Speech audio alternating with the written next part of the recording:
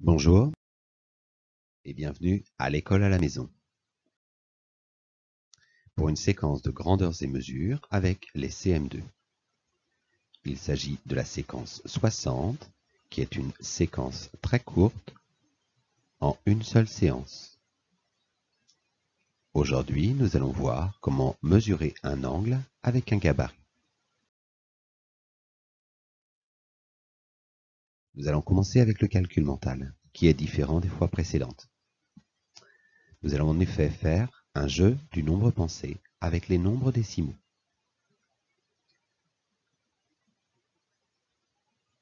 Tu dois écrire les résultats sur une feuille ou sur ton ardoise. Tu peux utiliser ton tableau de numération et les résultats te seront donnés après les 5 portraits.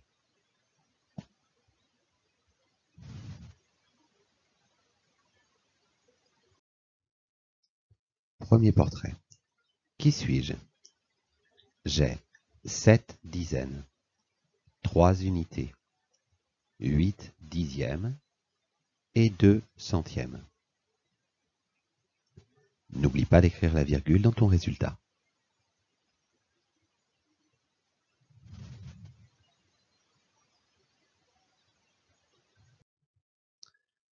Portrait numéro 2.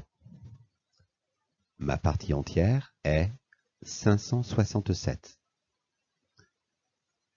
Ma partie décimale est formée de 7 dixièmes et 9 millièmes.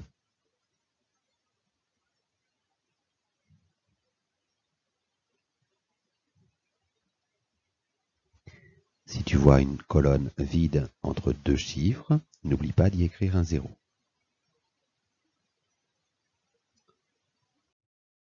Portrait numéro 3.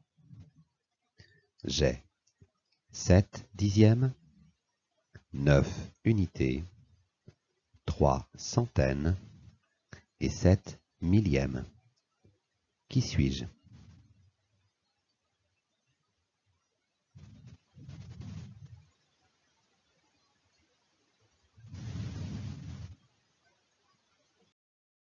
Portrait numéro 4.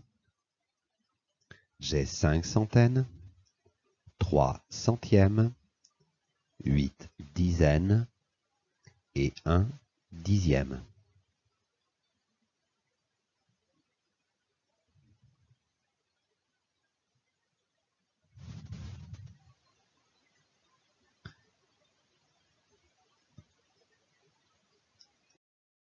Portrait numéro 5, c'est le dernier portrait. Qui suis-je? Je me décompose ainsi. 80 plus 4 plus 0,3 plus 0,07 plus 0,004.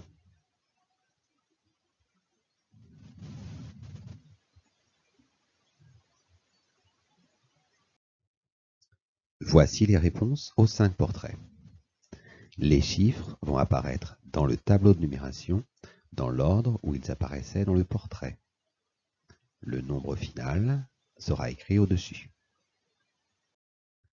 Portrait numéro 1.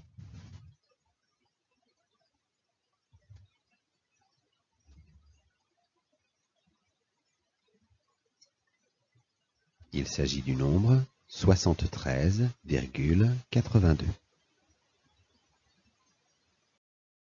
Portrait numéro 2.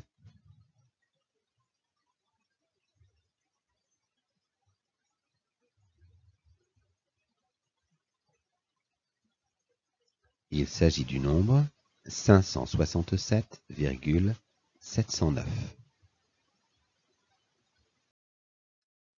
Portrait numéro 3.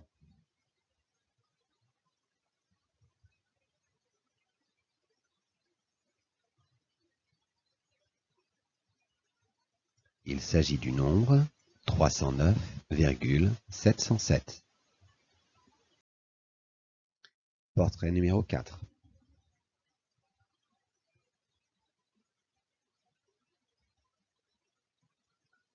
Il s'agit du nombre 580,13. Dernier portrait.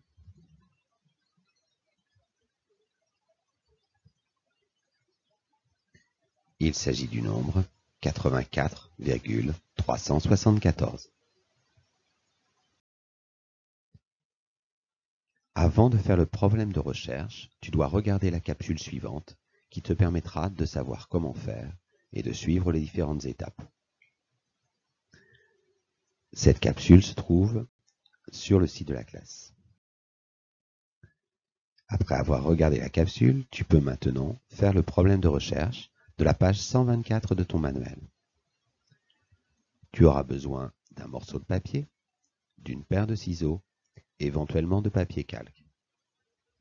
Si tu n'as pas de papier calque, tu peux tracer le gabarit en utilisant la transparence de ta feuille de papier.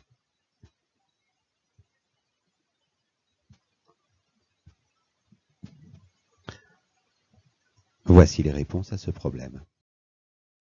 Je ne peux pas te guider étape par étape. Je te donne simplement les réponses.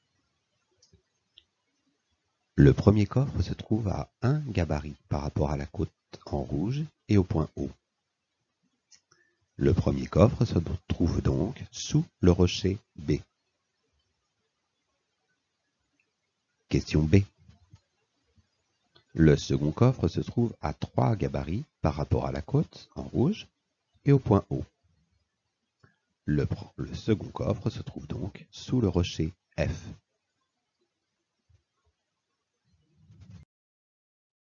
Tu vas maintenant pouvoir t'entraîner avec les exercices du litchi, qui se trouve page 125 du manuel, et réaliser ensuite la seule fiche d'entraînement. Le corrigé des exercices du litchi et de la fiche d'entraînement se trouve également sur le site de la classe. Bon travail!